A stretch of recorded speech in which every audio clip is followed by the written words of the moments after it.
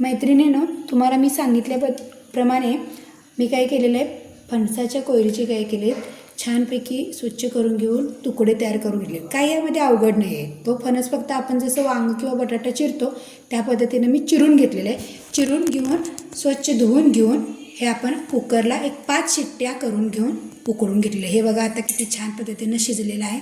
हे अशा पद्धतीनं आता काय करायचं, ह्याचं काय करायचं, मस्तपैकी तुकडे असे चिरून घ्यायचे, जसे की आपण नाही का सोयाबीनची भाजी करताना करतोय त्या पद्धतीने हे करायचं. काळजी काय घ्यायची, जर मोठा जर ह्याच्यापेक्षा फणस असेल तर ह्यामध्ये जो गाभा असतो इथं तो जास्त मोठा असेल तर तो काढून टाकावा लागतो, नाहीतर तो कडवट लागतो. आणि ही जी बाजूची भाजी आहे ही अशी व्यवस्थित पाकळ्यांच्यासारख्या एखाद्या केळीच्या फुलाच्या पाकळ्यांची कशी भाजी करतोय आपण त्या पद्धतीनं ही अशी भाजी करून घ्यायची. हे असं मोकळं करून घ्यायचं.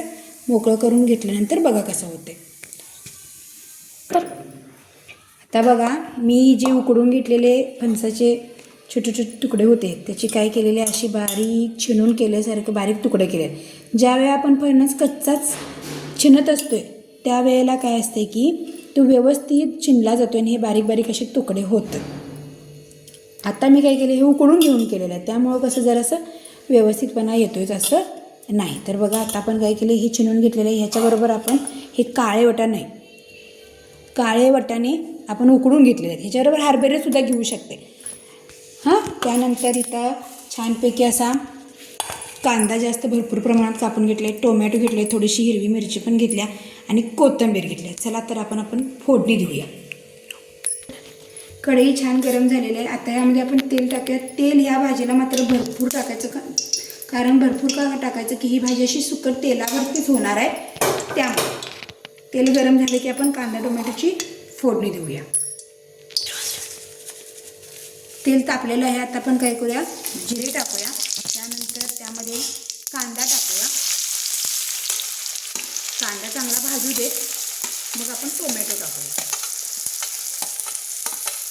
कांदा थोडा भाजत आलेला आहे तर मी आता ह्यामध्ये हिरवी मिरची आणि टोमॅटो टाकते. म्हणजे हे जरा थोडा भाजत आला मऊ झाला की आपण त्यामध्ये दुसऱ्या मसाले घालून परत भाजून घेऊ. आता कांदा बऱ्यापैकी भाजत आलेला आहे. त्यामध्ये आपण काय करूया, थोडी हळद, थोडं तिखट, मीठ असं टाकून घेऊया. चवीपुरतं मीठ.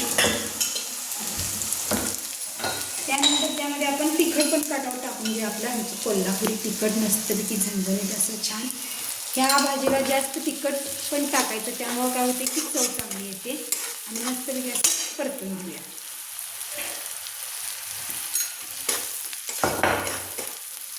आता तेल सुटेपर्यंत मस्तपैकी काय झालेलं आहे, आपलं तिखट छानपैकी त्यामध्ये मुरलेलं आहे. आता आपण काय करूया, यामध्ये हे काळे वाटाणे शिजवून घेतलेले होते ते टाकायचे फोडणीला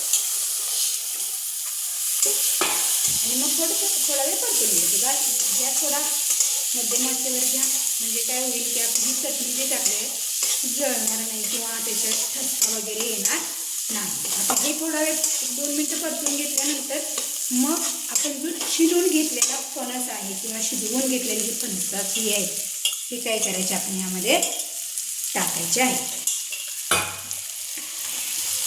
काय होतं, एखादी वेळेला फणसाच्या त्या कोयरीवर सुद्धा अवलंबून राहते की यामध्ये ते कितपत शिजले किंवा तुम्ही किती शिजवून घेतले. शिजवून जर छानपैकी घेतला तर फक्त कांदा टोमॅटो वस्तू तेलात परतला की छानपैकी असं भाजीला चव येते आणि भाजी पटकन शिजते. पण काही वेळा समजा जर नाहीच झालं शिजलं किंवा थोडंसं वाटण जर झाला असा तर आपण त्यामध्ये थोडंसं पाणी टाकून मंद आचेवर शिजवून घेतला की ही फणसाची भाजी छान होते. आता आपण काय करूया की थोडा वेळ शिजत ठेवूया आणि शिजल्यानंतर मग मी तुम्हाला दाखवते. भाजीला मस्तपैकी एक वाफ दिल्यानंतर अशी छान मऊसूत होते.